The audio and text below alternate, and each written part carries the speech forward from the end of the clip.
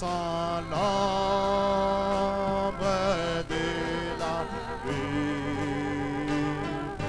L'amour de Dieu dans l'orage cherche l'homme et le conduit au Sauveur, que ta lumière resplendisse sur les et vers le ciel qu'elle éclaire et sauve le matelot. Oh, Sauveur, que ta lumière resplendisse sur les flots et vers le ciel qu'elle éclaire et sauver le matelot.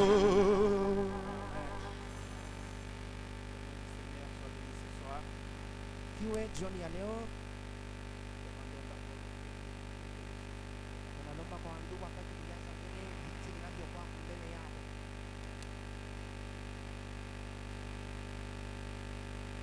Wakati mnafungulia Biblia zenu katika Waibrania sura ya 6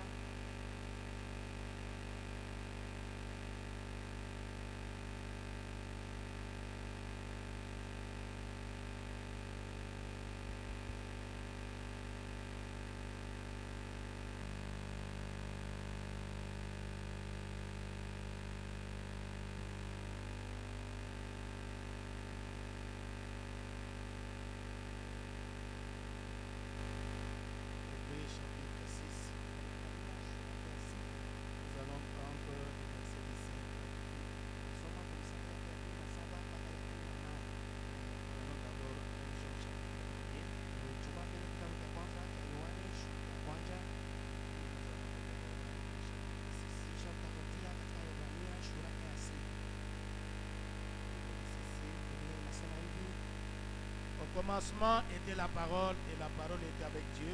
mwanzo kulikuwa kaneno na neno ilikuwa pamoja na Mungu,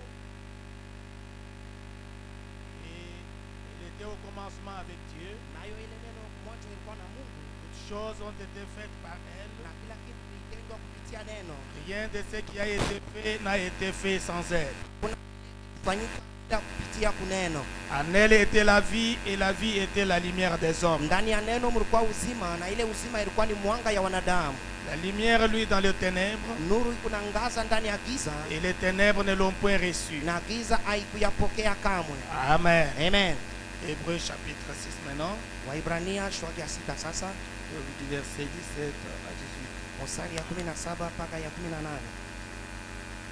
Ainsi, nous pouvons commencer à partir du verset 13. Tunaweza kuanza kwa mstari ile ya 13.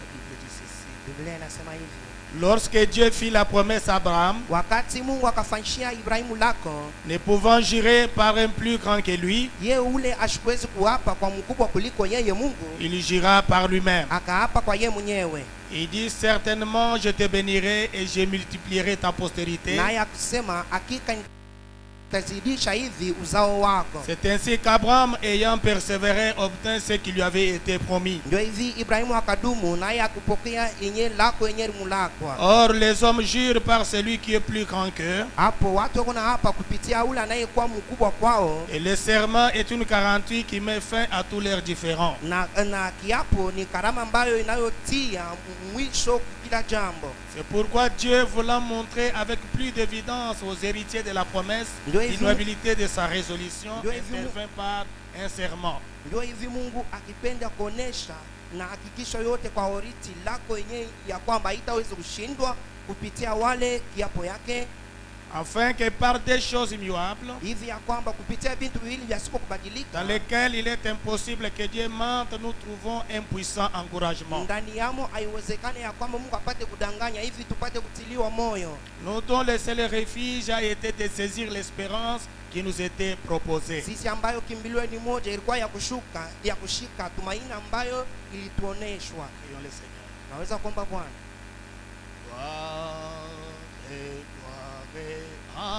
Alléluia,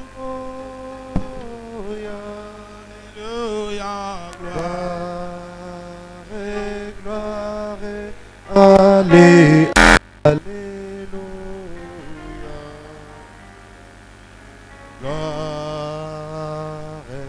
gloire, Alléluia, Alléluia, que tout soit pour Jésus,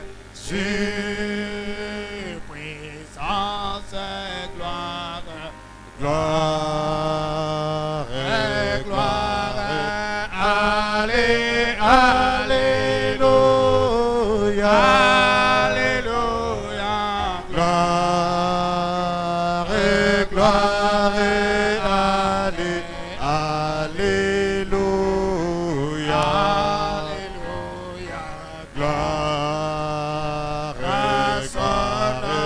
Alléluia, Alléluia, que tout soit pour Jésus. Dieu Tout-Puissant, Créateur des cieux, de la terre, Seigneur Jésus-Christ, te bénissons cet après-midi pour ta grâce et la force que tu as donnée à tes enfants, Seigneur, pour quitter leur maison, leur travail, Seigneur, les lieux de service pour venir à ces lieux.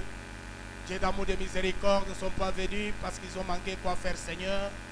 Et ils sont venus, oh Dieu, pour honorer ces grands rendez-vous avec toi. Toi qui descendais chaque soir en Éden, oh Dieu, et tu parlais à Adam et Ève, Seigneur, sous l'arbre, Seigneur Jésus. Nous voici encore, Seigneur, ce soir en ces lieux. Mon frère et ma soeur est venu afin que tu puisses, Seigneur, lui parler, oh Dieu. Parle à chaque cœur, Seigneur. Élève-nous dans les dimensions les plus élevées, Seigneur.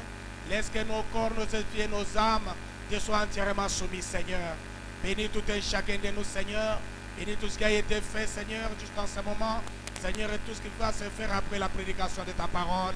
Bénis chacun de tes enfants ici en ces lieux et ceux qui sont en route vers ces lieux, Père. Aide-nous, Seigneur, et parle-nous à travers ta parole.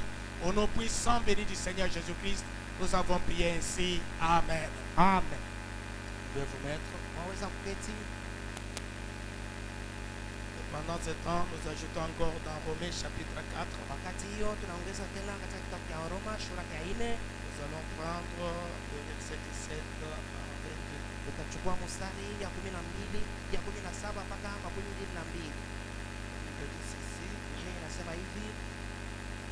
Ça, c'est Dieu qui parlait à Abraham. C'est Paul qui répond ce que Dieu avait dit à Abraham.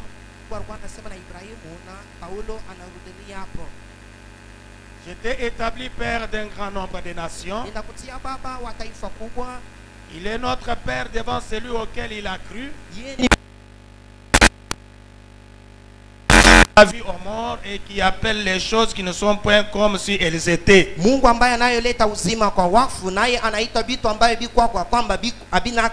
Espérant contre toute espérance, il crie et devint ainsi le père d'un grand nombre de nations, selon ce qui lui avait été dit. Telle sera ta postérité.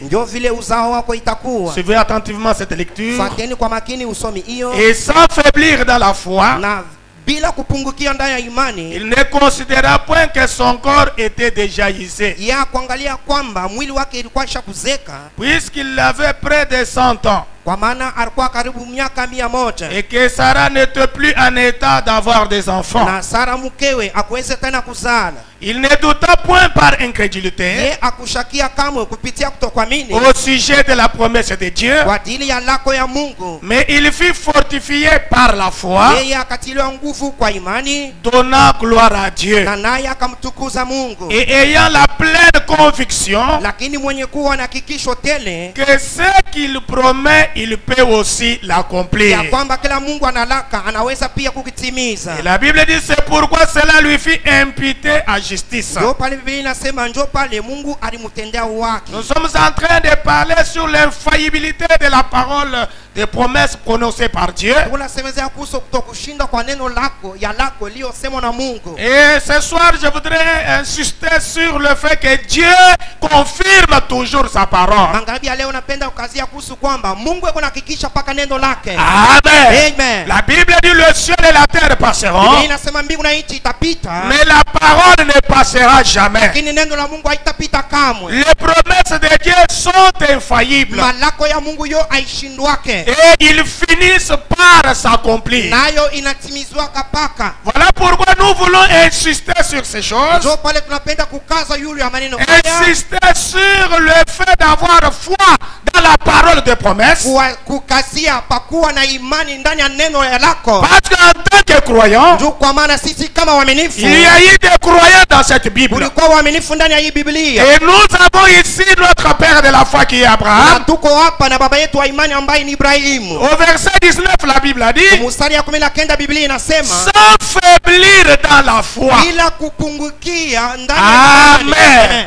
Vous savez que beaucoup faiblissent dans la foi. Unajua kwamba imani ya wamingi kuna kwa kidogo. Quand le temps passe, Wakati nyakati inapita, quand les situations difficiles se présentent, wakati tatizo inaonekana, quand les tensions sont devant nous, wakati mambo mbalimbali inakuwa mbele yetu, quand on regarde l'âge qu'on a, wakati unapoangalia miaka quand unayo, on regarde les difficultés devant nous, wakati tunaangalia matatizo mbele yetu, des fois beaucoup arrivent à faiblir dans la foi. mingi wanapungukiwaka ndani ya imani. Mais Abraham, qui est le père de la foi, Lakini Ibrahimu mwenyewe kwa baba wa imani, la Bible dit, Biblia inasema sans faiblir dans la foi, bila kupungukiwa ndani ya il imani, ne considéra point que son corps était déjà usé. yeye akuonake kwamba mwili wake ilikuwa shakuzeka. Qu'est-ce qui avait donné plus de foi à Abraham? Nini kampatia imani zaidi Ibrahimu? Pourquoi Abraham n'a pas regardé son âge avancé? Sio nini Ibrahimu ashikuangalia miaka yake ilikuwa ishakuwa. Parce que Abraham avait placé sa foi dans les paroles prononcées par Dieu.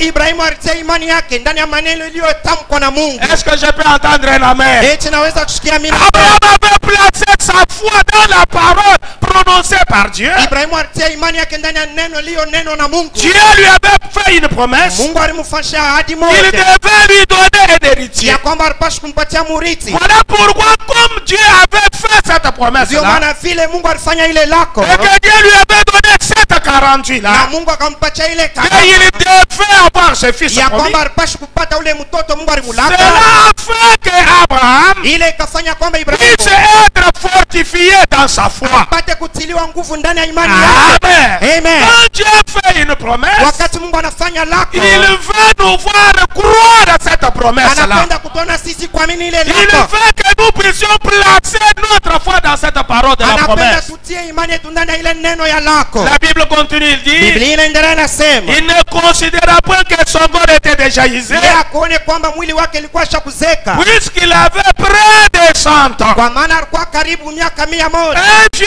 de 100 ans. mzee wa miaka 100. Mais parce que Dieu lui avait fait la promesse, Lakini njoo tu Mungu alimfanyia il lako, s'était déjà passé plus de 25 ans. Quand Dieu lui a fait la promesse, kulikuwa kusha kupita miaka 24 25 wakati Mungu malgré alifanya le lako. nombre d'années, Haizuru bungi vya miaka, mais Abraham s'est fortifié toujours. lakini Ibrahimu alikuwa anajipa tu Il nguvu, avait plus de conviction dans son cœur alikuwa na hakikisho zaidi moyoni que mwake ce que Dieu a promis, il va ya l'accomplir. kwamba ile Mungu analaka atayatimiza kweli. Amen. Amen. Il n'a pas regardé à son âge avancé. Ashiku kuangalia miaka yake ile ilikuwa mingi. La Bible continue dit, Biblia inaendelea nasema, mais lakini il ne douta point par incrédulité ye ashikushaki yake kwa kutokuamini au sujet de la promesse de Dieu. kwa ile inaangalia lako ya Mungu. Quand vous trouvez une promesse dans la Bible, Wakati unapata lako quand ya vous Biblia, voyez que Dieu a fait une promesse, wakati unaona kwamba Mungu anafanya et que vous êtes en situation vis-à-vis de cette na wewe promesse-là, uko mambo mbele ya ile lako, vous êtes en face de cette promesse, uko mbele ya ile lako, croyez la promesse de Dieu. amini lako ya Mungu, Parce que les promesses de Dieu sont éternelles. kwa maana malako ya Mungu ni ya milele Et les promesses de Dieu sont infaillibles. na malako ya Mungu yo haishindwake. Amen. Amen. Alors laissez-moi vous dire que Dieu confirme toujours sa parole. Niache nimeambia kwamba Mungu anahakikishaka paka neno lake. Dans ce message, Dieu confirme sa parole. Katika mahubiri Mungu eko anahakikisha neno lake. Oui, madame me dit quelque chose ici. Mungu ndugu nama anasema kitu moja hapa Au samani. paragraphe 25. Kifungo 25. Il dit, eh bien, Anasema mzuri. c'est sujet sur lequel j'aimerais parler pendant un petit moment. Kishina yuluyayo napenda kusemezea wakati kidogo. C'est Dieu confirma sa parole. Mungu kwamba Mungu eko anathibitisha neno lake. Dites à votre voisin que Dieu confirme sa parole. Ambia jirani kwamba Mungu eko anahakikisha neno lake. Alors vous devez avoir plus de foi dans la parole de Dieu, parce que Dieu lui confirme toujours sa parole. Tunapaswa kuwa na imani ya mingi ndani ya neno la Mungu, kwa maana Mungu anatimiza paka neno lake. Et Frère Branham continue le dire. Ndio Mandela shana Dieu sema confirme sa parole. Mungu anahakikisha neno Eh lake. bien, Mzuri. ça c'est une chose glorieuse Hiki ni kitu cha utukufu. que de méditer sur cela. Ya kufikiria hapo. Amen. Amen. Nous devons méditer la parole. Tunapaswa kufikiria C'est une chose glorieuse na ni kitu cha de utukufu.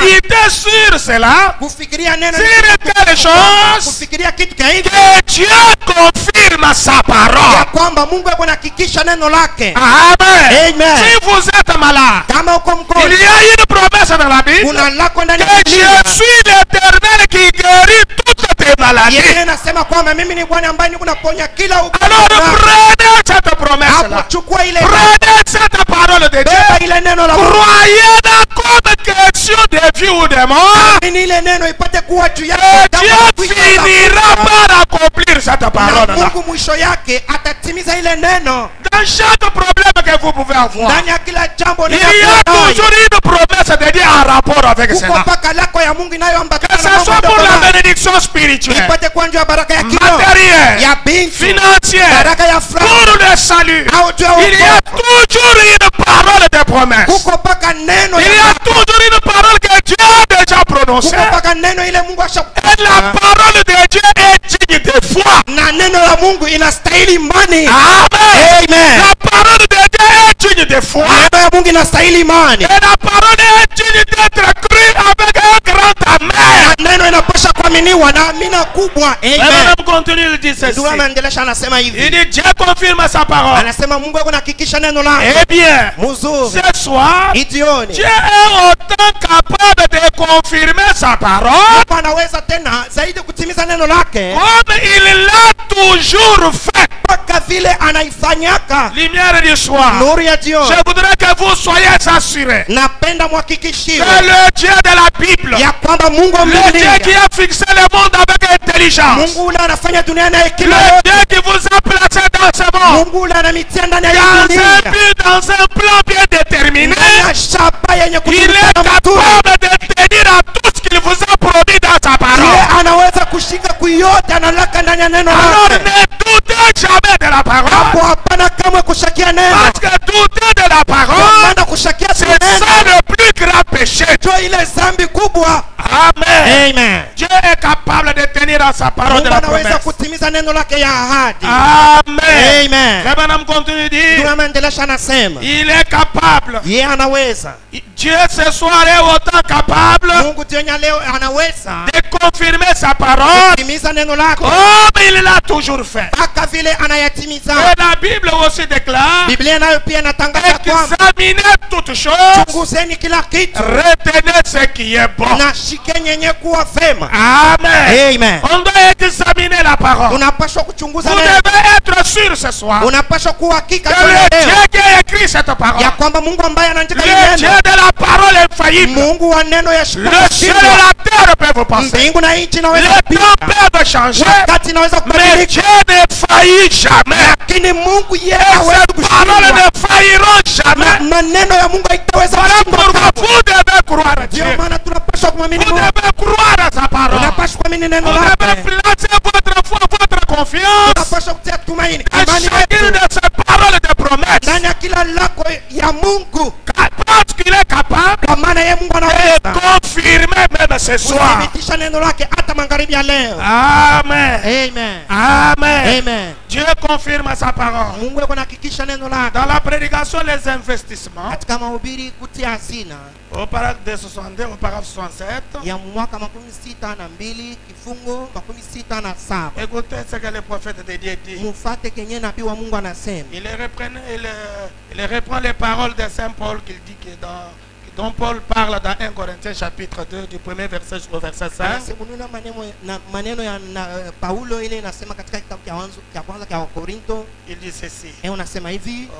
Partie D, il dit ceci. Sehemu ya pili anasema hivi. Partie C. Il dit j'aimerais ces paroles. Anasema nitapenda hii maneno. Il dit non pas répéter cela. Non pas répéter seulement ces paroles-là. Plutôt de dire de cette manière-ci. Lakini napenda kuyasema mwina muna. Je ne suis pas venu au nom d'une organisation. Nishikuye kujina la matengenezo fulani. Amen. William Branham n'est pas venu au nom d'une organisation. William Branham anasema ashikuye munjina ya matengenezo fulani. Je ne suis pas venu comme un érudit. Nishikuye sa mtu wa kufahamu sana. Mes mots ne sont pas compliqués. Matamko yangu. Amen. Amen. Quand vous lisez Branham, wakati unasoma vous écoutez même ces paroles ne sont pas compliquées. Wakati unasikia na Vous n'avez pas cherché des dictionnaires pour pouvoir bien le comprendre. upate kumuelewa vizuri. Amen. Il est venu dans la simplicité. Anakuwa ndani Avec des mots simples. Pour que même la personne la plus illettrée puisse comprendre. kwamba mtu ambaye hata ule asifunde masomo apate kumuelewa vizuri. Amen. Amen. Il dit beaucoup parmi vous des braves gens. Anasema wa mingi katikati yenu washuhudia. Qui êtes instruits. Wao washa kufunda. Ne pourrait même pas comprendre. Abaweza hata kuelewa. Mais à vous dans la puissance de l'esprit. Lakini inakuya kwenu ndani ya uwezo ya Roho. Amen. Amen. Dans la démonstration du Saint-Esprit. Ndani ya kuonekanishwa kwa Roho Takatifu. Par lequel Dieu confirme sa parole. Kupitia ile Mungu anahakikisha neno lake. Afin que votre foi ya kwamba imani yenu ne se fonde pas sur ce que l'homme fait. Sisimamie pa bile mtu yuko nafanya. Mais sur ce que Dieu a promis. Lakini imani yake ipate kusimamia pa bile Mungu anataka. Que vous votre foi soit fondée ce soir. Napenda imani yenu magharibi pa kusimamia. Non pas sur les paroles des hommes. Hapana yule ya maneno ya watu. Les paroles des hommes passeront un jour. Maneno ya watu itapita siku moja. Mais notre foi lakini imani doit être fondée. Inapaswa kusimamia. La foi doit avoir une base solide. Imani inapaswa kuwa na msingi. Et la base de la foi c'est la parole infaillible de Dieu. Msingi ya imani ni neno isipo kushindwa ya Mungu. Quand vous croyez, quand vous prenez, vous lisez une écriture. Wakati unaposoma andiko moja. Petite soit-elle. Hata kama hiyo ni kidogo. Dieu confirme toujours sa parole. Mungu anahakikisha paka neno lake. Amen. Amen. Branham dit. Ndulama nasema. Pour que votre foi. Kwa kwamba imani yenu. Afin que votre foi ne se fonde pas sur ce que l'homme fait. Tu imani yenu isisimamie pa bile mtu yuko nafanya. Mais sur ce que Dieu a promis. Lakini pa bile Mungu analaka. Quand Dieu fait une promesse. Wakati Mungu anafanya lako. Il tient ses paroles de promesse. Eko nashika maneno lake ya lako. Il confirme ses paroles. Eko nahakikisha ile maneno. Voilà pourquoi Frère Branham dit. Ndio maana ndulama anasema. Dans notre position en Christ. Katika mahubiri msimamo wetu ndani ya Kristo. Dans 55 au paragraphe 5 il dit ceci. Ya mwaka 55 kifungo cha 5 unasema hivi. Partie B il dit ceci. Sehemu ya B anasema Il hivi. dit alors maintenant. Anasema hapo sasa. Dans le Nouveau Testament. Jipya. Dans le livre des Éphésiens. Ndani ya kitabu ya wa Efeso. Pour quelques mots d'exhortation. Juu ya matamko chache ya kuonya nayo. À l'honneur de notre Seigneur Jésus. Kwa heshima ya Bwana wetu Yesu Kristo. Et nous le louons pour sa parole. Na tunamsifu kwa neno lake. Amen. Amen. Il dit la foi vient de ce qu'on entend. Anasema imani inatokea kukile kiko. Ce que l'on entend de la parole de Dieu. Ile tu kunasikia ya neno la Mungu. Maintenant écoutez. Sasa mshikie. Dieu dans ses grandes et merveilleuses promesses. Mungu ndani ya malako yake ya ajabu. Qui sont autant infaillibles, plus infaillibles que ne le sont même le ciel et la terre. Malako ile haiwezi na shindwa kuliko vile mbingu na nchi iko. Car le ciel et la terre passeront. Mbingu na nchi bitapita. Mais la parole de Dieu ne faillira jamais. Lakini neno la Mungu haitashindwa kamwe. Il doit en être ainsi. Anasema inapaswa kubakia hivi. Alors vous comprenez que la parole de Dieu. Hapo mnaelewa kwamba neno la Mungu. Les promesses de Dieu. Malako ya Mungu. Sont tout autant infaillibles, plus plus infaillible que le ciel et la terre. hiyo haiwezi na shindwa kuliko vile mbingu na dunia. Amen. Amen. Et dans la prédication, je serai avec toi comme j'étais avec Moïse. Mumahubiri nitakuwa nawe pamoja vile nilikuwa na Musa. De 60 au paragraphe 211, il dit ceci. Ya mwaka 16 kifungo 211 anasema hivi. Il dit, Kunasema Dieu ne peut jamais dire quoi que ce soit, Mungu hawezi nasema kyokyote puis revenir sur cela. kisha kurudia hapo tena. Amen. Amen. Dieu ne peut jamais dire quelque chose, Mungu hashwezi nasema kitu puis moja revenir sur ce qu'il a dit. kisha kurudia tena pa kila Pour dire non, alichosema. mes amis, ce que j'avais dit là, je ne veux pas bien penser, vous m'avez mal compris. Non, Dieu ne peut pas revenir sur ses paroles. Hashwezi kurudia hapo tena ndio kusema warafiki kila miri sema miri midanganya sasa mimi napenda kutengeneza. Hapana, Vous Mungu et moi, nous anasema pouvons déclarer des choses. sisi tunaweza Nous kusema vitu. pouvons dire des choses, Tunaweza kusema puis mambo. revenir sur nos paroles. Kisha tunarudia pa maneno Dire, yetu. mes amis, je retire mes paroles. Tunasema warafiki munisamehe. Vraiment, ce que tu as dit là, c'était vraiment irréfléchi. Yenye ile miri sema haikuwa ina Mais Dieu, lui, quand il dit quelque chose, lakini yeye Mungu wakati anasema le ciel et la terre passeront, Mungu na dunia pitapita. mais cette parole ne passera jamais. Lakini ile neno haitapita kamwe. Amen. Amen. Quand Dieu dit quelque chose, Wakati Mungu anasema kitu parce moja. que Frère Branham nous a dit Kwa là, maana ndio que les paroles de Dieu sont infaillibles, ya kwamba maneno ya Mungu que Dieu n'évolue plus dans l'intelligence ou dans la sagesse. ashende lake ndani ya hekima. Il est infini, il est parfait. Ye ana na mwisho na ashara mimi. Tout ce qu'il dit est parfait. Hapo yote Ce qu'il a bien réfléchi, il est la haute intelligence, kusema yeye kwa nafikiri mzuri, yani akili ya juu. de telle sorte qu'il ne peut pas revenir sur ses paroles. Unamna kusema ashezi kurudia pa maneno yake ndio Et maintenant, il dit, ses paroles sont infaillibles. anasema maneno yake aishindwake. Amen. Amen. Je ne sais pas pourquoi j'insiste là-dessus. Sijue kwa nini na kazi C'est ya parce que pale. la foi de beaucoup de gens ballotte dans ces Ni derniers juu temps. imani ya watu wa Mungu na tenga mwi wakati. Mais ici, nous avons vu Abraham dans la Bible. Sasa hapa tunaona Ibrahimu ndani ya Biblia. La Bible a dit au verset 19, dans Biblia Romains inasema 4, kwa mstari ya 19 il Waroma dit 4 sans faiblir dans la foi. anasema bila kupungukiwa ndani ya Il imani. ne considérait pas que son corps était déjà usé. Acha kuangalia mwili yake ile ilikuwa ishakuoza. Et le verset 20 de la Bible dit, Mstari ya il 20 ne douta point par incrédulité yeye akushaki yake kwa kutokuamini. au sujet de la promesse de Kwa Dieu. ile inaangalia lako ya Mungu. Mais il fut fortifié par la foi. Lakini Ibrahimu alitiliwa nguvu kwa imani. Alléluia. Amen. Donnant gloire à Dieu. Akamtukuza Mungu Ayant la pleine conviction. mwenye kuwa na hakikisho C'est tele. de cette manière-là, mon frère. Ni mwile na C'est de cette manière-là, ma soeur. mwile na On mwanadamu. doit croire à Dieu. Tunapaswa na On doit croire à sa parole. tunapaswa kuamini On doit croire à les promesses. tunapaswa kuamini malako. Ayant la pleine conviction Mwenye kuwa na hakikisho tele que ça qu'il nous promet, ya kwamba kila Mungu ana ce que Dieu promet, kila Mungu analaka il peut aussi l'accomplir. kweli anaweza kuitimiza. Amen. Amen. Je continue avec le prophète dit, Naendelea na kusoma na ces Biblia. paroles sont infaillibles. Maneno ya Mungu aishindwa. Voilà pourquoi Abraham, Ndio maana il Ibrahimu avait placé sa foi. alitia imani Il n'a yake. pas regardé à son âge. Yeye Il hakukuangalia n'a pas regardé l'état des circonstances. kuangalia wakati Il n'a pas regardé les problèmes qui l'entouraient. kuangalia mambo Mais il avait ses yeux fixés lakini macho yake sur Dieu qui a fait la promesse. kwa yule ya Mungu ule anafanya lako. Parce que les promesses de Dieu sont infaillibles. Kwa maana malako ya Mungu aishindwa. Branham dit, Ndio maana nasema ces promesses sont vraies. malako ya Mungu hiyo ni ya kweli. Amen. Amen. Sont vraies. Malako ya Mungu ni ya kweli. Tout le temps, Kila wakati il a attendu 7 heures. anachunga hiyo saa. Dieu attendait d'autres heures Mungu ici. alikuwa anachunga hii wakati. Dieu avait besoin d'un peuple à la fin des temps. Mungu alikuwa anahitaji Ils watu peuvent aussi croire de Dieu anaweza de kuamini la même manière que le père Abraham. namna moja na baba Ibrahimu. Amen. Amen. Il dit c'est par la prière de la foi qui sauve les malades. Anasema ni kupitia maombi ya imani na okoa wagonjwa. Pas un signe.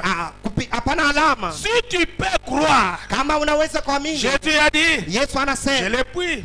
si tu crois, kama unaamini, maintenant si Dieu m'a donné la puissance pour offrir la prière de la foi pour vous, sasa kama Mungu ananipa c'est Frère Branham qui parle maintenant à l'église, à l'auditoire. imani juu yenu ya uwezo juu yenu, ndugu nani anasema, Je voudrais que vous saisissez bien cela. napende mshika mzuri hiyo. Maintenant, Sasa si Dieu m'a donné la puissance kama Mungu ananipa pour uwezo offrir la prière de la foi pour vous, kwa kutoa maombi ya imani juu yenu, il a promis kama nalaka et confirmé que c'est la vérité. na kuhakikisha kwamba ni ukweli, Frère Branham vous pose la question, ndugu nani ana miswali, le croiriez-vous? eti mtayamini? Amen. Amen. Il dit, Anasema s'il a promis, kama nalaka, il dit, son assemblée dit Amen. kusanyo wake anasema Il dit, amina, ce que je demande, anasema ile nalomba je le reçois. niko Si vous naipokea. le croyez, Kama mko na si yamini, tu peux amener des gens à croire, kama unaweza upeleka watu c'est waamini, ça le problème. njoo hiyo mambo C'est amener des gens à ni croire kupeleka watu que les promesses de Dieu ya kwamba malako ya sont infaillibles. yo aishindwake. Amen. Amen. Maintenant, dans Melchizedek, le grand prince, Sasa Melkisedeki mtawala kubwa de 55 au paragraphe 74, Frère ya Branham dit mwaka ceci. 55 kifungo 74, ndugu Il dit, anasema, quelle merveilleuse promesse. anasema malako kani ya damani, Deux choses immuables. bintu biwili visipobadilika. Dieu ne peut pas mentir et rester Dieu. Mungu ashezi na danganya na kubakia Mungu. J'aime vous entendre dire Amen. Napenda kusikia Dieu ne peut pas mentir et rester Dieu. Mungu ashezi kulongofya na kubakia tena Mungu. Maintenant, Sasa si Dieu a fait une promesse dans la Bible, kama Mungu anafanya lako ndani ya Biblia, nous croyons que la Bible est la parole infaillible de Dieu. tunaamini ya kwamba Biblia ni neno yasipo kushindwa ya Et Mungu. si Dieu a fait une promesse Na kama Mungu anafanya lako dans cette Bible, ndani ya hiyo nous Biblia, avons cette consolation. tuko na ile taraja, Et nous savons qu'il est impossible à Dieu de mentir. tunajua kwamba haiwezekani kwa kwamba Mungu adanganye. Amen. Amen. Ainsi, Na hivi lorsque vous voyez qu'il a promis dans la Bible, wakati unaona kwamba nalaka ndani ya Biblia, nous, quelque chose, si vous voyez quelque chose que Dieu a promis dans la Bible, kama unaona kitu moja Mungu anakilaka ndani ya Biblia, Branham dit, tuko na nasema nous le croyons, tuko na kiamini, âme, nafsi, corps mwili et esprit. na roho. Quand vous voyez une promesse de la Bible, Wakati unaona lako ya Biblia, quand vous, la foi que nous devons appliquer dans la parole, imani ile tunapaswa kutumikisha ndani nous ya neno, devons croire Dieu, tunapaswa kuamini Mungu, âme, corps et esprit. nafsi, mwili na roho. Il est impossible qu'il mente. Haiwezekani ya kwamba Mungu alande. S'il y a une faute quelque part, Kama kuna kosa fasi fulani, elle est à nous, kosa ni yetu sisi, pas en Dieu. hapana ndani ya Mungu. Car Dieu est lié à sa Kwa parole. maana Mungu amefungana na neno Car lake. il a juré par sa parole. Ali hapa yeye mwenyewe Mungu kupitia neno lake. Amen. Amen. Maintenant, 178, il dit ceci. Sasa 178 iko nasema, Je vais traverser les nations nitatambuka mataifa maintenant sasa dans des pays étrangers muma nchi ya kigeni pour prêcher l'évangile. kwa kuhubiri Injili. Laissez-moi vous laisser cette pensée. Munyache niachie mwenye wazo Quelle est la pensée que Frère Branham voulait que nous laisser ou laisser à l'église pendant qu'il devait voyager, aller dans les champs missionnaires? ni wazo kani ndura anapenda kutuachia au kuachia kanisa wakati anapenda kwenda mshamba kupata habari. Il dit, mes enfants bien-aimés, Anasema watoto yangu wapendwa, mes frères, ouvrez avec moi dans l'évangile de notre Seigneur ndugu Jésus-Christ. zangu pamoja na watumishi ndani ya Injili ya Yesu Kristo, N'ayez pas de crainte. musiuwe na oga. Amen. Amen. N'ayez pas de crainte. Musikuwe na oga hata moja. Ayez un courage neuf ce matin. Mukuwe na ujasiri Ayez un mpya. courage neuf ce soir. Mukuwe na hodari mpya Et mangalia ça leo. que Dieu promet dans sa Ya parole, kwamba ile Mungu anataka il est capable de l'accomplir. anaweza kuyatimia. C'est un Dieu fidèle à sa Ni parole. Mungu mwaminifu Il kunena n'est lake. pas un fils d'homme Ye ana mwana wa pour Mungu mentir et pour se repentir. kudanganya na kutubu Ce tena. qu'il promet dans sa Ye parole, analaka muneno il lake. est fidèle à Ye cela. ni mwaminifu Et kunena il finit par na l'accomplir. mwisho yayo atayatimiza. Oh, que les élus de Dieu disent Amen. Oh, wateule wa Mungu asema amina. Voilà pourquoi Frère Branham dit à l'église, Ndio maana ndio je vais vous laisser cette pensée. nitamnyachia hii wazo. N'ayez pas de crainte. Msikuwe na oga. Ayez un courage neuf ce matin. Mukuwe na ujasiri mpya asubuhi ya leo. Relevez la tête. Weni vichwa. Ôtez la main à jour. Muondoshe mikono Ôtez la tristesse dans votre cœur. Muondoshe huzuni. Croyez chaque promesse de Dieu. Aminieni kila ahadi. Croyez que Dieu est fidèle à ta parole. Aminieni ya kwamba Mungu ni Croyez mwaminifu que kwa Dieu neno est lake. engagé à ta parole. Aminieni ya kwamba Mungu ako na mpako ndani ya neno Et lake. il confirme toujours sa Na parole. eko nahakikisha mpaka neno lake. Madame dit relevez la tête. Ndio maana anasema inueni vichwa. Affermissez les genoux faibles Simamisheni magoti et les mains fatiguées. na mikono ya kuchoka. Regardez à l'auteur et au consommateur de notre foi, Angalieni kwa mwanzishi wa imani yetu, le Seigneur Jésus-Christ, Bwana Yesu Kristo, qui nous a donné ses promesses. mwenye anatupatia malako Cette yake, chose que j'ai essayé de vous prêcher kitu ambayo ninapima kumihubiri par la révélation kupitia ufunuo qui m'a été donnée par le Seigneur Jésus-Christ. yenye inanipewa na Bwana Yesu Kristo. Alors que je suis ignorant et sans instruction, Hapo mimi ni mjinga wasipo kufunda, et il est très.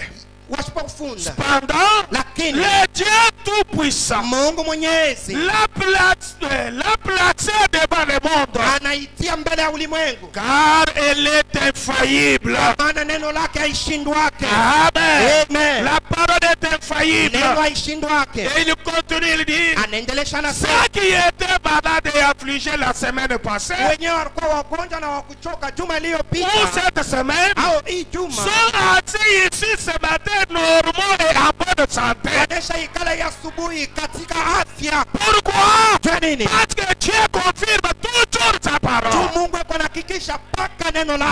Amen. Amen. Il y en a qui étaient sourds. Huko wana Il walikuwa se tenait il y a quelques jours. walikuwa nasikia kuna masiko, Il se tenait ici il y a quelques jours. walikuwa nasimama hapa kuna masiku Ils sont chache. ici maintenant. Beko hapa sasa, Entendant aussi bien que les autres. beko nasikia mzuri sa benjabo. Qu'est-ce? Ni nini hiyo? C'est l'alliance inconditionnelle que Dieu a faite avec Abraham Ni agano ya shipo kanuni yenye Mungu anafanya na Ibrahimu, et à sa semence. na anafanya hayo tena na Il uzao wa a Ibrahimu. promis de le faire. Analaka kuyafanya, Ainsi donc, na hivi basi croyons-le ce matin. pate kumwamini Mungu, Croyons Dieu ce soir kuamini Mungu jioni ya leo de tout notre cœur. kwa moyo wote. Amen. Amen. Parce qu'il arrive à l'être humain, mes Kwa frères, maana inafikia kama à mwanadamu cause des warafiki situations, kwa ajili tu ya des matatizo, difficultés dans les affaires, matatizo des ndani ya problèmes biashara, dans la maison, mambo ndani ya dans nyumba, votre famille, ndani ya jamaa les yako, choses ne marchent vitu pas. haviendeki. Vous touchez à ceci, ça ne marche unagusa pas. hiki Des akiendeka, années dans les chômages, miaka na miaka des nenda blocages kutoka, à gauche, à droite, vifungo kushoto les na kuume. tirs noirs sur votre Mbingu tête. inakuwa mweusi C'est kichwani comme mwako,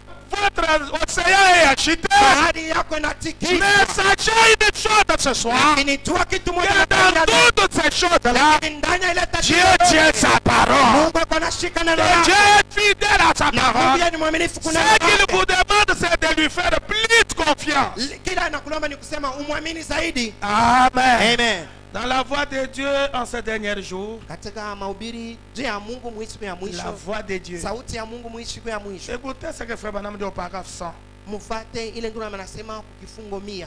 Je voudrais qu'on ait plus foi en Dieu. Napende tukuwe na imani zaidi ndani Que ya nous Mungu. puissions placer notre confiance dans les paroles des promesses. Tie tumaini yake, tumaini yetu Frère ndani Branham ya dit neno il ya a lako. traversé les nations. Ndio maana anasema anatembea Il mataifa, allait dans des pays étrangers alikuwa anaenda umaicha en train kigeni, de prêcher cet évangile. hebu na hubiri Et il injili. voulait placer cette pensée dans le cœur des gens. Anapenda kutia hii wazo ndani ya Que moyo les ya gens watu, ôtent la crainte. ya kwamba watu watoshe oga. Amen. Amen. Que le peuple de Dieu prenne courage. Umma ya Mungu ipate kuwa na Et hodari, quand Dieu promet quelque ya chose, kwamba wakati Mungu analaka Dieu kitu, finit par l'accomplir. Mungu Que anakitimiza les kabisa. promesses de Dieu sont vraies. Ya kwamba malako ya Mungu ni ya ukweli. Dans la voix de Dieu en ces derniers jours, Sauti ya Mungu mwisho ya mwisho, la prédication de 63, mahubiri ya mwaka 63 au paragraphe 100, il dit ceci. ukifungo 100 unasema hivi: Quand Dieu donne la promesse wakati Mungu analeta lako d'un ministère pour les derniers ya jours, huduma fulani juu ya siku ya mwisho, le ministère du dernier jour, huduma ya siku ya mwisho, Malachie 4, Malaki, les promesses en rapport avec cet agissement, malako inayoambatana na hiki Frère Branham kizazi. dit, Ndio maana nasema il nous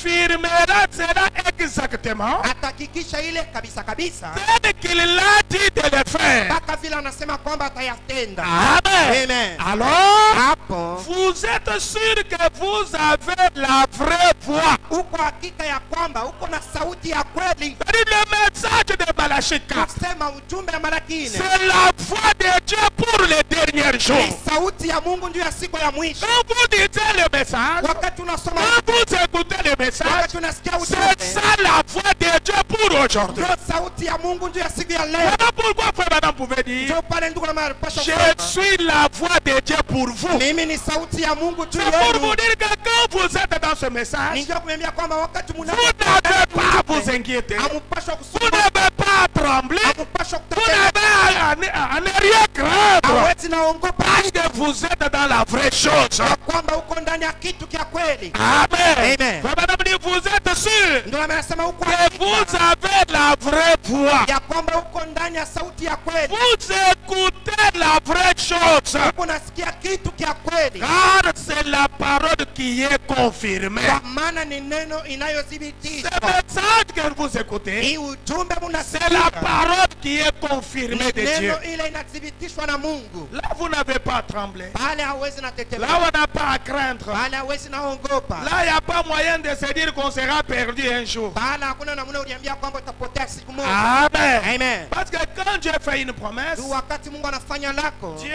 est capable de tenir cette promesse-là. Mungu anaweza kutimiza ile lako. Il est capable de confirmer cette Mungu parole. anaweza kuhakikisha ile lako. Nous allons revenir un peu sur Abraham Tutarudia hapo yule ya Ibrahimu, pour montrer comment Dieu a tenu bon à sa promesse. ndio kuonesha namna gani Mungu alishika lako yake. Frère Branham dit, dans Dieu confirma sa parole. Ndio maana nasema hivi mahubiri, Mungu anahakikisha neno lake. Au paragraphe 90, il dit ceci. Kifungo 92 anasema hivi, Il dit, anasema il avait le droit de le faire ye alikuwa na haki ya kuyafanya, parce qu'il obéissait à l'ordre de Dieu. Kwa C'était maana- Josué donc qu'il kwa parle. maana alikuwa anatii kwa amri ya Mungu. Anasema juu ya Yoshua, Et tant que vous êtes dans la ligne du devoir, wakati unamokuwa mu mapashwa yako, observant la parole de Dieu, wakati unapotii neno la Mungu, quand vous êtes dans la ligne du devoir, wakati uko ndani ya mapashwa yako, en observant la parole de Dieu, wakati uko natii neno la Mungu, faisant exactement ce qu'il vous a dit de faire, ukitende kabisa kabisa kenye Mungu anakwambia ufanye,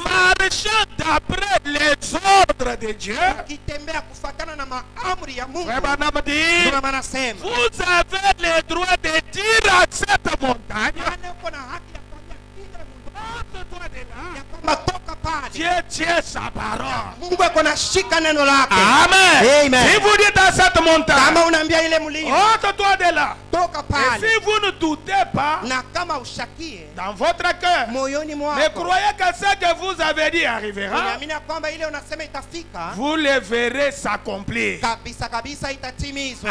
Amen. Amen. Mais pour arriver à cela, Lakini njuu ya kufikia pour pale, voir Dieu accomplir vos paroles, njuu ya kuona Mungu les kutimiza paroles maneno que yako vous wewe, prononcez par la foi, maneno ile uko natamka kwa imani, qu'est-ce qu'il vous est demandé de faire? inakulomba ufanye nini? Vous devez marcher dans l'obéissance. Unapaswa kutembea ndani ya utiifu tele.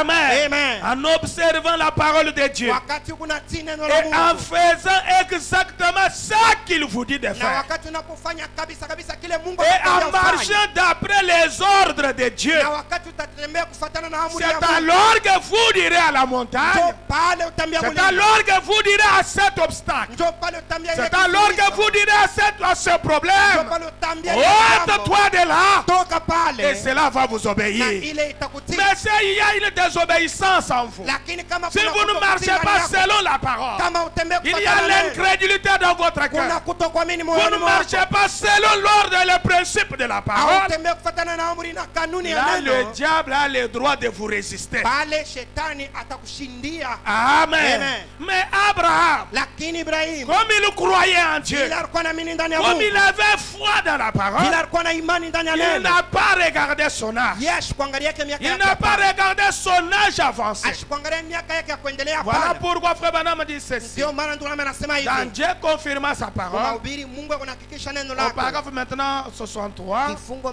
63 jusqu'à sasa 67, mpaka na 67. on va lire Frère Branham dit ceci. Tutasoma ndio maana anasema Parce que hivi. je voudrais vraiment terminer cette pensée, que vous puissiez comprendre Kwa maana napenda kumaliza hii wazo tupate que kuelewa Dieu, il est fidèle à sa ya parole. kwamba Mungu yeye ni mwaminifu Dieu kwa neno lake. égale sa parole. Mungu yeye ni neno Et lake. si vous croyez cette parole, Na kama unaamini vous hii marchez neno, dans l'obéissance, unatembea ndani ya vous utiifu, faites ce que Dieu vous dit dans la unafanya parole, ile Mungu vos anakuambia ufanye ndani prières ya neno, seront toujours exaucées. maombi yako itakubaliwa. Rien ne Baba. peut vous résister. Hakuna ile inaweza Parce kushindana que la nawe, parole a pris chair en vous. kwa maana neno lishavala mwili ndani yako. Amen. Amen. Vous devenez vous-même cette Pale parole. wewe mwenyewe utakuwa hii neno. Il dit, Anasema, mais la parole du Seigneur est venue à Abraham. lakini neno la Bwana ikamujia Ibrahimu. Et il lui a dit que cela arriverait. Na ikamwambia kwamba ile itatimizwa. Et Abraham crie Dieu. Na Ibrahimu alimwamini Mungu. C'est ce que nous avons lu dans Romains 4. Ndio ile tunasoma ndani ya Waroma 4.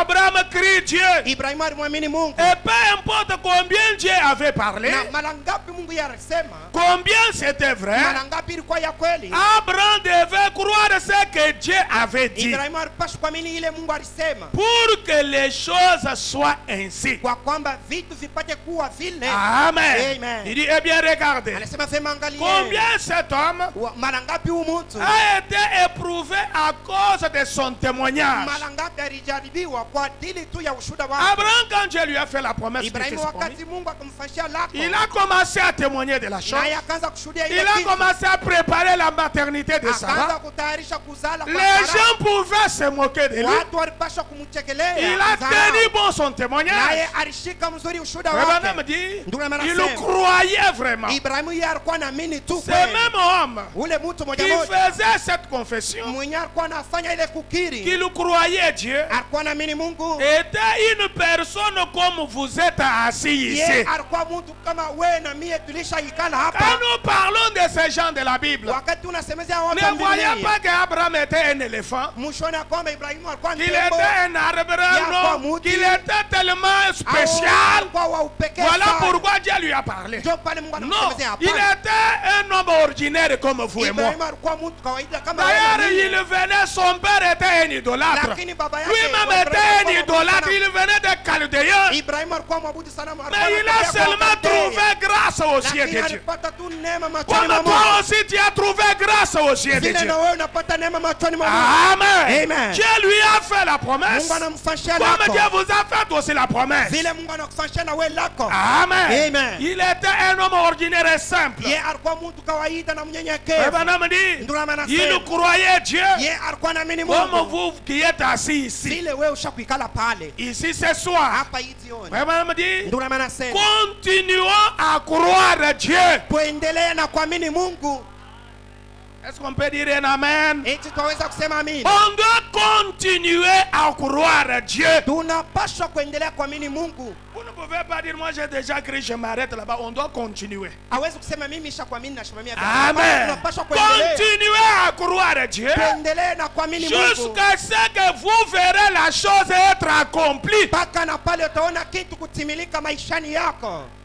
Frère Branham dit, Ndio maana nasema, nous devons croire que sa parole est la vérité tunapaswa kuamini ya kwamba neno la Mungu ni ukweli. et qu'il la confirme comme étant la vérité. Na atatimiza ile neno kama ukweli. Si seulement nous la croyons. Kama tu tunayamini. Maintenant, regardez au paragraphe 65. Sasa tuangalia kifungo makumi Il dit sita na tano. maintenant, regardez Anasema sasa les angalieni obstacles qu'Abraham a rencontrés vizuizo vile Ibrahimu alikutana quand navyo. Dieu lui a fait cette promesse. Wakati Mungu anamfanyia ile lako. Quel est le premier obstacle qu'il a eu? Kizuizo kia kwanza alipata Le ni premier gani? obstacle qu'il a eu, Kia d'abord, kwanza kizuizo alipata mbele. Frère Branham dit, Ndio maana nasema il y avait déjà son âge qui était avancé. kulikuwa mbele miaka yake ilikuwa shakuwa mingi. Pouvez-vous dire amen? Maweza kusema amina. Le premier obstacle, Kizuizo kia kwanza c'était d'abord son âge avancé. miaka Ibrahimu ilikuwa shakuwa mingi. Mais Dieu a fait la promesse. Sasa Mungu anafanya lako. Dieu, quand il lui a donné cette promesse, Mungu wakati akamupa Dieu Ibrahimu ile lui lako, ne regarde pas à l'âge. Mungu ya shangaria yake Dieu ne kumiaka. regarde pas au temps et aux Mungu circonstances. ashangaria yake wakati na majira. Dieu veut simplement voir en vous si vous êtes digne de la promesse. Mungu anapenda tu kuona ndani yako kama unastahili ile Si vous lako. pouvez croire à cette Kama promesse-là. unaweza kuamini ile lako.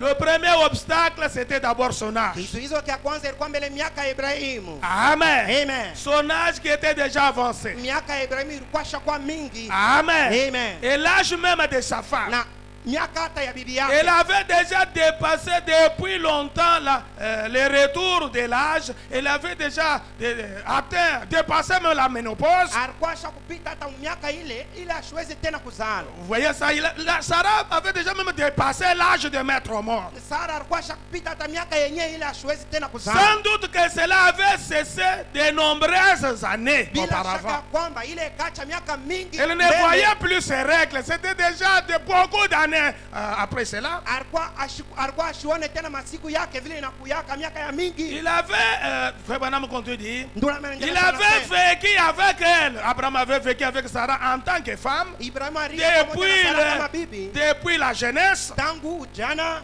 Mais quand Dieu lui vient faire la promesse, Lakini wakati Mungu anakuwa kufanya lako, Dieu fait la promesse de la naissance de l'enfant Mungu Abraham. anafanya lako ya kuzalika kwa Abraham mtoto. déjà avancé en âge. Ibrahim alikuwa shakuzeka miaka. Sarah déjà au-delà de la main. Elle avait déjà accompli la ménopause. Elle avait même dépassé l'âge de mettre au monde. Sara alikuwa shapitisha hata miaka yenyewe ya kuzala. Et Dieu vient lui faire la Na promesse. Mungu anakuwa kumfanyia lako. Amen. Amen. Mais voilà pourquoi Abraham, Sasa muoneni kwa nini Ibrahim comme il avait foi dans la promesse, vile alikuwa na en imani ndani celui yako. qui a fait la promesse, Alikuwa na imani ndani il yako, n'a anafanya pas lako. regardé son âge avancé. Yeye ashikuangalia ke miaka Il yake n'a pas ile. regardé l'âge avancé de sa femme. Ashikuangalia miaka ya mingi ya bibi yake. Il a dépassé cet obstacle-là de l'âge. Lakini alitambuka ile kizuizo kia miaka. Isaac est venu au monde. Isaka alizalika duniani. Amen. Amen. Dieu a confirmé sa parole. Mungu anahakikisha neno lake. Est-ce que je peux entendre un amen? Eti naweza kusikia amina. Abraham continue, il dit ceci. Ndugu na anaendelea anasema hivi. Et nous voyons donc pour ceci, Na tunaona basi juu ya hiyo. même quand Dieu lui a fait la promesse, Hata wakati Mungu anamfanyia du lako pays de la promesse, ya nchi ya là où il lako. devait quitter son pays, Fasi ila quitter la maison de son père, kutoka nyumba ya babake. il devait se séparer de tout, Alipasha kutengana na kyote. de tous ceux qui ne croyaient pas cela, Alipasha kutengana na yote ule ashikuwa na mini lako. afin de faire en sorte que cela s'accomplisse. kwa kwamba lako yenyewe balimfanyia ipate kutimilika. Frère Branham dit, Ndugu anasema. je ne veux pas dire que vous devez vous séparer des gens, Sipende kusema kwamba mpate kutengana na watu. mais Lakini quand Dieu vous fait une promesse, wakati Mungu anakufanyia vous devez vous séparer de tous les commérages, unapaswa kutengana na kabwa yote. de l'incrédulité, Unapaswa kutengana et na vous en kutokuamini. tenir éloigné. Unapaswa kusimama mbali nayo. Quand les gens disent, Wakati watu oh, wanasema ces choses n'arrivent pas, lo hii kitu oh, hakitafika. c'est une bande de fous, les gens qui croient des choses comme Ni ça. wa mazimu tu watu ambao kunaamini vitu kama hivyo. Jamais pareille chose n'est arrivée. Kamwe kitu kingine hakiwezi nafika. Branham vous conseille, Ndio maana il dit, namshauri. bouchez simplement les oreilles, Anasema mfunge tu masikio éloignez-vous-en, na kwenda mbali na watu wa kusema n'y vile. prêtez pas attention. Hapana kuteka Quand malisho. quelqu'un vient vous décourager, Wakati mtu anakuwa quand quelqu'un vient vous amener l'incrédulité alors que vous croyez à la promesse de wakati Dieu, Mungu anakuletea kutokuamini, wakati wewe kunaamini ni lako ya Mungu, quelqu'un vient vous dire, mtu anakuwa non kuamini. mon frère, même si on dit de croire, est-ce que toi tu crois qu'avec ton capital ici, tu peux vraiment t'acheter une parcelle dans cette ville? Est-ce qu'avec ce que tu as ici, est-ce que tu peux acheter un véhicule? Na hii franga unayo D'ailleurs, toi ici, unajua est-ce wewe qu'avec huyu, ton niveau ici, tu peux voyager au travers le na monde? hii masomo yako eti Non, ne croyez pas des choses comme ça. hapana kuamini. Éloignez-vous de ces gens-là. Kwenda mbali na mtu wa Quand kusema Dieu vya fait vile. une promesse, Wakati Mungu anafanya lako, tenez-vous à la promesse de Dieu. wewe simamia imara kwa ile lako ya Mungu. Est-ce que vous croyez que vous aurez des ailes Wewe un jour unaamini pour ya aller au kwamba ciel? utakuwa na mabao siku moja kwa kwenda kumbingu. Non, frère, en tout cas, pensons bien des choses, vraiment, étudions bien les choses. Non, éloignez-vous de ces gens-là. Hapana kwenda mbali na watu wa Dites que vile. Dieu a fait la promesse. Sema ya kwamba Mungu anafanya C'est lako. lui qui a fait la promesse, Yule anafanya est lako. capable de tenir la promesse. Anaweza kutimiza lako yake. Amen. Amen. Frère Branham dit, bouchez les oreilles. Kuna anasema funga masikio. Éloignez-vous-en. Kwenda mbali na watu wa Ne vile. prêtez pas attention à ces choses-là. Hapana kuteka angalisho kwa vitu La vya vile. Bible dit Biblia inasema qu'Abraham ne douta point par incrédulité Ibrahimu hakushakuya kamwe au kupitia sujet de la promesse de kwa Dieu. ile inaangalia lako ya Mungu. Mais il fut fortifié, Lakini alitiliwa nguvu. donnant gloire à Dieu. Naye akamtukuza Mungu. Amen. Amen. Son nom fut changé Jina jina lake ikabadilishwa d'Abraham en Abraham. kutoka Abrahamu kwenda kwa Ibrahimu. Amen. Amen. Le changement de nos filles, que son nom devient Père des nations. Kubadilishwa kwa jina lake ikafanya kwamba jina lake kuwa Baba wa mataifa. Amen. Amen. Parce qu'il a crié dans les promesses infaillibles de Kwa Dieu. maana ramini lako yasipo kushindwa Dieu na ne Mungu. peut pas mentir, mes frères. Mungu ashezi na Dieu ne danganya peut ndugu pas zangu. faire une promesse, Mungu ashezi nafanya puis mambo. revenir et rétracter, dire non, je ne voulais pas dire cela. Kisha anarudia kumkonga anasema shikupenda kusema namna Et hiyo. madame dit, Ndio maana mais nasema. au lieu de s'affaiblir chaque fois, Lakini wakati ya kupungukiwa muimani kila wakati. comme vous affaiblissez, Vile muko na comme kupungukiwa nous sommes muimani.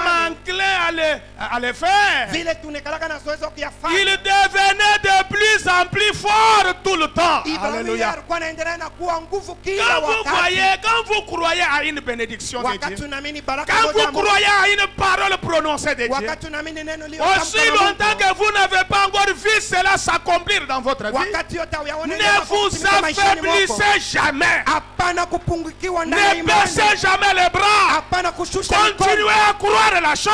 Endelesha na kuamini kitu Chaque jour, ya kila siku. confessez la chose Siri ile kitu jusqu'à ce que Dieu mettra la chose entre vos mains. mpaka na pale Mungu atatia ile kitu mikononi mwako. Car la Bible dit, Kwa maana Biblia il est inasema le souverain sacrificateur de notre confession. yeye ni kwani mkuu wa kukiri kwetu. Vous devez confesser la chose, Tunapaswa kukiri même kitu si la chose a l'air impossible. hata kama kitu kinaonekana kwamba hakitaweza. Croyez la chose, Amini ile kitu. confessez la chose. Kiri ile kitu. Un jour, Siku Dieu moja amènera la chose à se matérialiser. Mungu atapeleka kwamba ile kitu kitimilike. Amen. Amen. Abraham devenait de plus en plus fort. Ibrahimu alikuwa anaendelea na kuwa na C'est-à-dire, nguvu. quand on croit la promesse, Kusema wakati et unaamini quand les lako. jours passent, Na wakati les masiku croyants yanapita, deviennent de plus en plus forts. uaminifu wako unaenda na kuwa na nguvu zaidi. Oh, ceci me fait du bien ce Ndio soir. hiyo inanifanya vema Nous wakati ya devons leo. ôter l'incrédulité de nos cœurs. Tunapaswa kutosha Nous kutoka devons mioyoni ôter mwetu. les doutes et la peur. Ondosha shaka na hofu. Croyons la parole. Tuamini neno. Plaçons notre foi dans les promesses de Dieu. Tutie imani yetu ndani ya malako ya Mungu.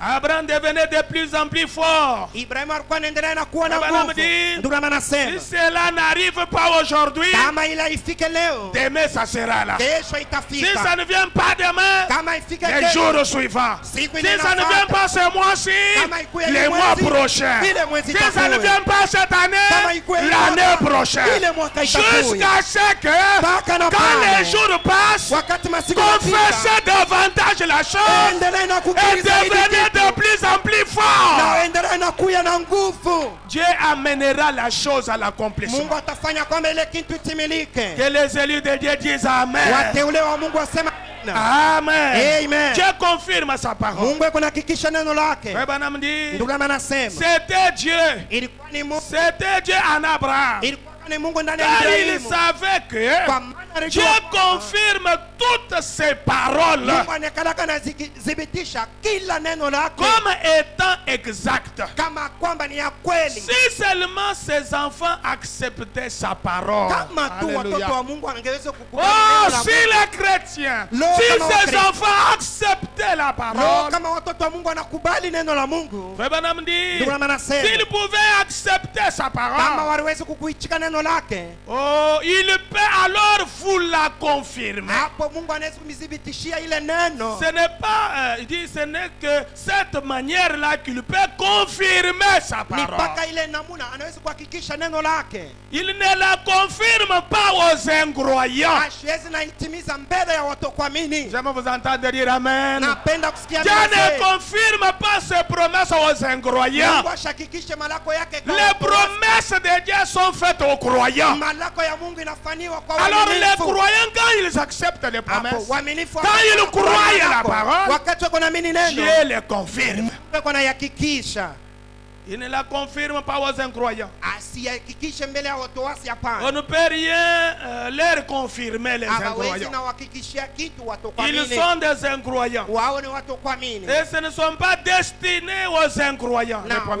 wao malako ya Mungu aielekewe kwa Ce watu n'est kuamini, pas pour hapana. les incroyants. Haina ndio watu kuamini. C'est destiné à celui qui croit. Lakini lako ya Mungu inaelekea kwa ule kwa Est-ce qu'il y naamini. a des croyants ici ce soir? Kuna waaminifu hapa. Voilà leo. les promesses de Dieu vous sont destinées. Sasa malako ya Mungu ni yenu. Amen. Amen. pour ceux-là qui croient. juu ya wale wako naamini. S'il peut trouver quelqu'un qui croit, Kama Mungu anaweza kupata si mtu Dieu yule kwa peut naamini. trouver quelqu'un qui croit sa Kama parole tu ce Mungu anaweza soir, kupata mtu yule ataweza kuamini maneno il yake jioni ya leo. confirmera sa parole par vous. Na hapo Mungu atatimiza neno lake kupitia wewe. Amen. Amen. Et parfois, la maladie et tout nous arrive. Saa zingine magonjwa na kadhalika na Ainsi, tusikia. afin que Dieu puisse se confirmer lui-même. Hivi kwa kwamba Mungu apate kujithibitisha yeye mwenyewe. Les problèmes qui vous arrivent là, Mambo ile yanatufikia. peut-être ce sont des maladies, Saa zingine ni des magonjwa, difficultés dans les affaires, tatizo ndani ya des troubles biashara, dans la maison, mvurugo des ndani ya problèmes nyumba, dans les affaires. mambo ndani ya kazi. C'est Dieu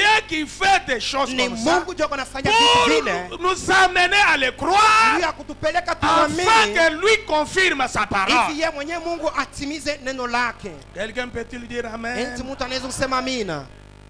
Nous pouvons voir Frère Branham parce que Dieu nous a laissé sa parole. Tunaweza kuona ndula na Mungu anatuachia neno lake.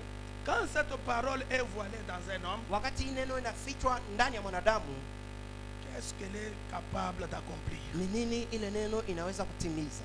Dans Exposé des âges ici, Katika maelezo ya vizazi ya kanisa, pages 162 et 163, kurasa 162, 163. écoutez ce que Frère Branham dit pendant que je tends vers la fin. Ile ndio anasema wakati inaelekea mwisho. Les autres choses, nous allons parler le dimanche. Vitu vingine tutasemezea vyo Jumapili. Frère Branham dit ceci. Ndio anasema hivi. Ainsi, cette parole qui nous a laissé sous forme imprimée, hii neno anatuachia mumandiko. cette parole qui nous a laissé sous forme imprimée, Hii neno Mungu anatuachia mumandiko, est une partie de lui. nayo ni sehemu ya Mungu yeye mwenyewe. J'aime vous entendre dire Amen. Napenda kusikia amina zenu. Cette parole imprimée que Hii nous avons neno ya maandiko Mungu est anatuachia une partie de Dieu. ni sehemu ya Mungu yeye mwenyewe. Quand vous l'acceptez par la foi, Wakati huku naichika tu kwa njia ya imani, dans une vie remplie de l'esprit, ndani ya maisha ya kiroho, il a dit que cette parole est la vie. anasema hii neno ni uzima. Jean 6, 63, Yohana 6:66, Jean 14, 6. Yohana 14:6. Je suis le chemin, Mimi ni njia, la vérité et la vie. ukweli na uzima. Romains 8, 9. Waroma Si 8:9. quelqu'un n'a pas l'esprit de Christ, Kama mtu ana na roho ya Kristo, il ne lui appartient pas. yeye ana wa Kristo. Voilà, il est esprit et vie. Moneni Kristo, yeye ni roho na uzima. C'est exactement ce que la parole. Ni kabisa kabisa kile neno iko. C'est exactement ce que Jésus. Ni kabisa kile Yesu eko.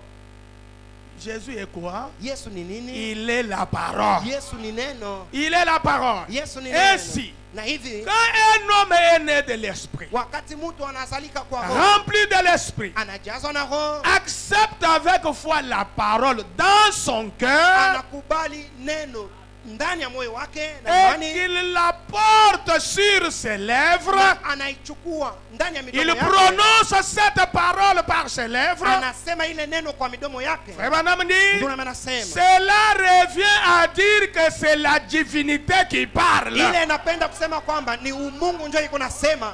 Alléluia. Amen. Quand un homme naît de nouveau, Wakati mtu akuzalika mara rempli pili, du Saint-Esprit, mwenye kujaza na roho Takatifu, reçoit cette parole dans son cœur. anapokea hii neno Et moyoni quand mwake, il prononce cette parole par ses na lèvres, wakati anatamka hii neno kwa c'est midomo yake, pourquoi Frère Branham dit, ndio maana ndio les anasema chrétiens doivent faire attention à tout ce qu'ils prononcent, Wakristo wanapaswa kukeba ange kwa maneno yote à wako tout nasema, ce qu'ils kwa déclarent. yote wako natangaza. Amen. Amen. Pourquoi? Juu ya nini? Quand un homme accepte la parole par la foi Wakati mtu anakubali neno kwa njia ya dans imani son cœur moyoni et mwake, qu'il la porte sur ses lèvres, na yeye kunaichukua ndani ya midomo Branham yake, dit, ndio anasema cela revient à dire, ile inapenda kusema c'est manake la divinité qui parle. ni umungu ndio iko nasema. Toutes les montagnes doivent s'en aller. Milima yote inapasha kuondoka kuacha njia.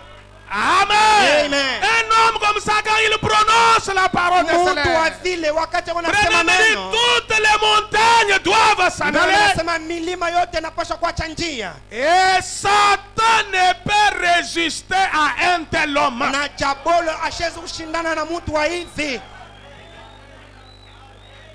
Si le diable vous résiste, kama shetani anashindana ma nawe, soeur, si le diable vous résiste, dada, kama shetani anashindana nawe, examine si tu as reçu la parole. chunguza mzuri kama unapokea neno. Dans un cœur rempli de l'esprit né de nouveau. Ndani ya moyo kujaza na roho mwenye Parce kuzalika qu'un mara cœur pili. né de nouveau, Kwa maana moyo ni mara rempli du pili. Saint-Esprit, Yenye kujaza na quand Roho il Mtakatifu. prononce quelque chose, Wakati naponena cela kitu, doit arriver. ile kitu napaswa kusikika. Parce que ce n'est pas l'homme, Kwa maana ina Mungu. c'est la divinité qui parle. Ni Mungu ndio iko nasema. Et Amen. madame dit, Ndio maana nasema. un chrétien rempli du Saint-Esprit, quand il Mkristo mwenye prie, kuyana na Roho ce Takatifu n'est wakati pas lui anaomba. qui prie, Anayenjoka c'est naomba Jésus Baba. qui prie. Lakini ni Yesu ndio Et anaomba. quand Jésus prie, Na wakati Yesu rien anaomba, ne peut échouer ou ne pas arriver. hakuna ile inaweza kushinda au kukataa kufika.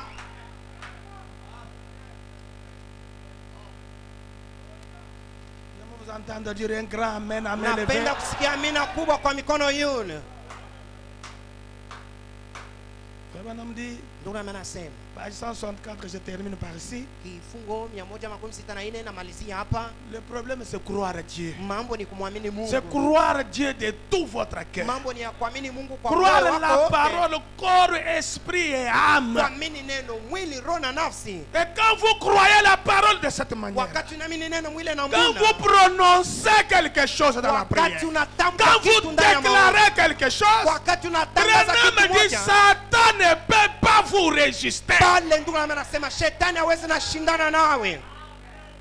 Satan ne peut pas vous résister. Shetani hawezi na shindana nawe. Branham dit ceci. Ndugu anasema hivi. Il dit ceux qui sont de l'épouse Anasema wale wanaokuwa wa bibi harusi. ne font que sa volonté. Wao wako wanafanya tu mapenzi ya Mungu. L'épouse de Christ ne fait que la volonté de Christ. Bibi harusi wa Kristo anafanya kama mapenzi ya Kristo. Personne ne peut leur faire autre chose. Mtu hata mmoja hawezi kuwatendea kyokyote. Ils ont le ainsi dit le Seigneur. Beko na hivi Bwana anasema. Ou alors ils restent tranquilles. Hapo anabakia kimya. Ils savent qu'il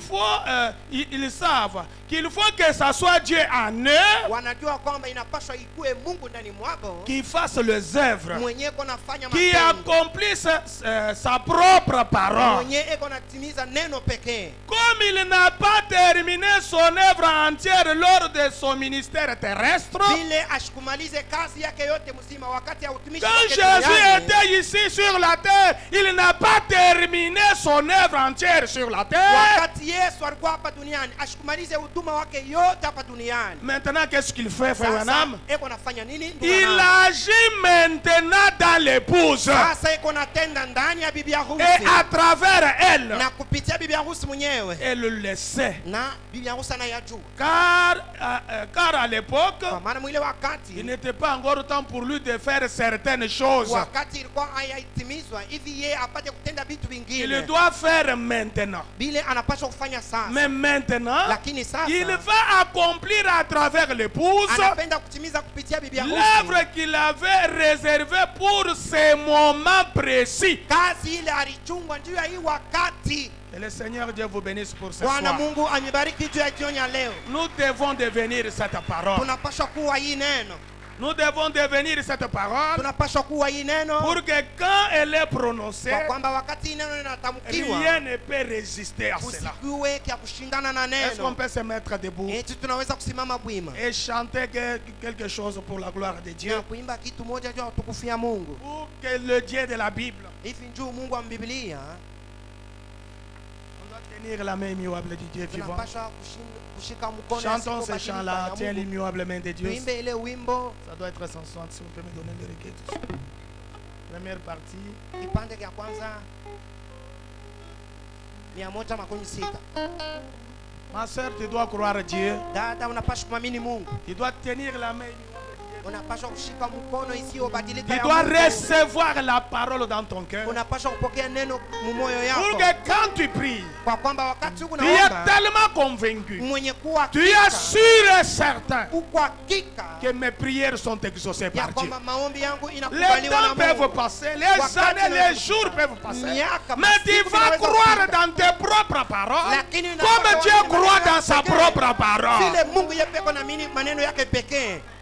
Le problème est que vous pouvez prier comme ça, mais vous ne croyez même pas votre propre Mambo prière. ni unaweza kuomba hivi. Vous awali pouvez hata maombi yako prononcer mwenyewe. dans la prière, là, convaincu dans ton cœur. Tu prononces une parole des fois, mais tu sors, tu commences à douter de cela. Unaweza kuwa hakika wakati unaomba unasema neno ya imani, lakini unatoka tu nje pale unaanza kushakia. Voilà pourquoi c'est là où nous faillissons. Njoo pale tu unashindwa. Mais lui ne faillit jamais. Lakini yeye Mungu ashishindwa. Chaque promesse de la Bible est vraie. Ila ahadi ya Biblia Dieu, ni c'est un ukweli. Dieu qui tient sa parole. Mungu ni mtu ule Et kunashika c'est un neno Dieu qui lake. confirme toujours sa Na parole. ni Mungu ule kunathibitisha Qu'est-ce qu'il neno vous lake. faut ce soir? Nini C'est natupasha mangalia tenir leo? la main immuable du Dieu Ni vivant. kushika mkono Croire wa chacune Mungu. de ses paroles. Kuamini kila neno Être lake. certain, convaincu dans ton cœur Kuwa que hakika moyoni ce qu'il mwako promet, ya il kwamba est ile Mungu capable anataka, de l'accomplir. anaweza kuitimiza.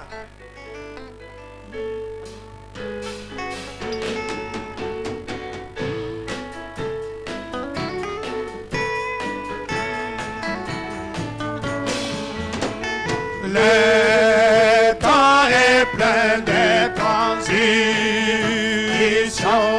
En bien sur terre et tu me vois. Espérant de choses éternelles. Ah oui, tiens l'immuable main de Dieu. Oh, tiens la main, tiens l'immuable main de Dieu. Oh, toi mon frère, tiens l'immuable main de Dieu. Alléluia, espérons des choses éternelles. Oh, tiens l'immuable main de Dieu. Oh, crois en Dieu, crois en Dieu qu'il t'abandonne. Oh, oui, crois qu'apporte les années, si les amis, les amis t'abandonnent. Oh, crois, attache-toi toujours à Dieu. Oh, tiens la main, tiens l'immuable main de Dieu. Oh, toi mon frère, tiens l'immuable main de Dieu. Alléluia, espérons des choses éternelles. Oh oui, tiens l'immuable main de Dieu. Tout-Puissant. Tu es un Dieu infaillible, oh Dieu. Tu es un Dieu fort. Tu es le roi de rois. Tu es la puissance qui est au-dessus de toute puissance. Tu es le seul omnipotent, omniscient et omniprésent. Oh Dieu, toi tu es un Dieu vivant. Dieu qui dirige la terre et tout ce qui s'y trouve. Dieu qui connaît les moineaux. Dieu qui connaît le nombre de nos cheveux. Dieu qui est avec nous. Dieu qui est au-dedans de nous. Dieu plein d'amour et de miséricorde. Toi, Jésus-Christ, le ressuscité. Laisse-moi que je t'appelle ce soir. Que je puisse te dire que toi tu es la colonne de feu. Toi tu es l'ange de l'Éternel. Toi tu es Jéhovah Rapha. Toi tu es Jéhovah Jireh. Toi tu es Jésus-Christ. Oh Père bien-aimé, c'est toi qui nous as amenés ici pour que nous soyons sauvés, pour que nous puissions avoir une assurance que nous sommes des enfants. Des apôtres, Seigneur Jésus-Christ, pouvaient dire, dites-nous là où tu vas aller. Dites-nous, oh Père, c'est quoi? Oh Jésus-Christ, même nous connaissons les pères, nous te connaissons toi Jésus, et nous connaissons nous-mêmes que toi, Père, qui étais en Jésus-Christ, tu es avec nous et tu es au-dedans de nous et tu es ici maintenant. Seigneur mon Dieu, mon roi, de quoi nous pouvons avoir Père? Est-ce la maladie? Est-ce la souffrance? Est-ce la nudité? Oh Seigneur Jésus-Christ, toi El Shaddai, Dieu qui a les saints, maintenant, je demande Seigneur, que tout un chacun puisse prendre Seigneur Jésus-Christ, les saints, et qu'il puisse commencer à t'aider pour avoir Seigneur Jésus-Christ la force, pour avoir le courage, pour avoir la guérison. Oh Seigneur mon Dieu, mon roi, pour qu'il soit fort dans son problème. Toi, mes règles de l'Ancien et du Nouveau Testament, je sais, Seigneur, qu'il y a une promesse quelque part. Seigneur mon Dieu, mon roi, maintenant, saisissez-vous d'une promesse qui est conforme à ton problème et Dieu va le faire au nom de Jésus. Seigneur mon Dieu, mon roi, toi tu n'es pas venu pour nous donner la peur. Toi tu n'es pas venu pour que le diable puisse se jouer de nous. Mais toi tu as dit, comme j'ai vaincu, vous aussi vous allez vaincre. C'est pourquoi ce soir, nous sommes plus que vainqueurs. Nous t'aimons, oh Père. Nous t'honorons, Jésus. Nous t'élèvons, Seigneur. Nous t'acclamons, oh Père. Puisque toi, tu nous as aimés au moment où on n'était pas aimable. Toi, tu nous as fait la postérité d'Abraham au moment où dans cette chair, nous ne sommes pas les Juifs. Nous ne sommes même pas, Seigneur Jésus-Christ, de la postérité d'Abraham dans cette chair. Mais je sais, par le sang de Jésus, nous sommes la postérité d'Abraham. Et nous avons le pouvoir, pour céder toutes les portes de l'ennemi. Quelle que soit la nature de la porte, quelle que soit la grandeur de la porte, quelles que soient les circonstances qui nous entourent, celui qui est dans notre corps, il est plus fort que celui qui est dans le monde. Oh Jésus, le compatissant. C'est pourquoi tu avais laissé le ciel. Tu es descendu. Et les anges ne connaissaient pas. Tu es venu sur la terre pour que tu puisses vaincre pour nous. Puisque la bataille était grande. Et quand tu pouvais monter, on pouvait dire, portez levez-vous les dos. Puisque le roi des rois veut faire son entrée. Toi, tu venais de fouler aux pieds nos ennemis, nos maladies, nos chômages, tout ce qui nous trouble. Oh Seigneur, donne-nous la foi, que nous puissions nous ancrer, Seigneur Jésus-Christ, dans cette foi, afin que ce qui est spirituel soit matérialisé. Merci Seigneur mon Dieu, mon roi. Merci pour cette bonne soirée que tu nous as donnée. Merci pour ton amour à notre égard. Merci pour un bon pasteur que tu nous as donné. Merci Seigneur Jésus-Christ pour mes chères sœurs, mes chers fils que tu m'as donnés dans le sang de Jésus. Merci pour la victoire. Que les démons descendent, qu'ils montent, qu'ils fassent tout ce qu'ils peuvent faire. Il ne nous vaincra jamais. Merci au Père. Maintenant, Seigneur Jésus, je viens avec la requête de notre frère qui est emprisonné, Seigneur Jésus-Christ, injustement. Seigneur mon Dieu, mon roi, je sais qu'un jour, Pierre s'est retrouvé dans la prison. Mais quand on chantait, on priait, Les chaînes se sont cassées. Et l'ange est venu. Il lui a dit, porte tes sandales et sors.